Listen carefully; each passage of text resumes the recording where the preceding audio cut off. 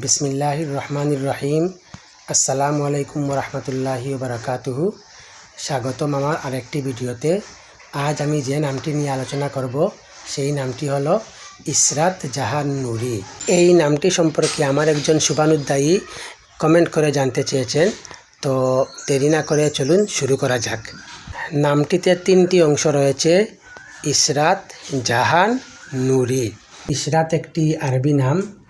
এই নামটির অর্থ হলো আনন্দ, খুশি, উল্লাস, আমোদ, আরাম, আয়েশ ইত্যাদি। এই নামটি মুসলিম সমাজে খুবই একটি জনপ্রিয় নাম। নামটির দ্বিতীয় অংশ জাহান। জাহান এটি একটি ফার্সি শব্দ। এর অর্থ হলো বিশ্ব, মহাবিশ্ব, জগৎ, দুনিয়া, পৃথিবী ইত্যাদি।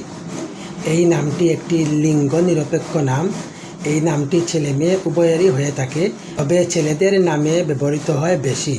তবে দক্ষিণ এশিয়ায় এটি মেয়েদের নাম হিসেবেই বহুল ব্যবহৃত। নামটির তৃতীয় অংশ নুরি। নুরি একটি আরবি শব্দ যার অর্থ হলো আলো, উজ্জ্বলতা, দীপ্তিময়তা ইত্যাদি। আর বাংলা ভাষায় নুরি বলতে ছোটো পাথরখণ্ড বা পাথরের টুকরো বোঝায়। এই নামটিও ছেলে মেয়ে উভয়ের রাখতে দেখা যায় বাংলাদেশে। আজ এ পর্যন্তই।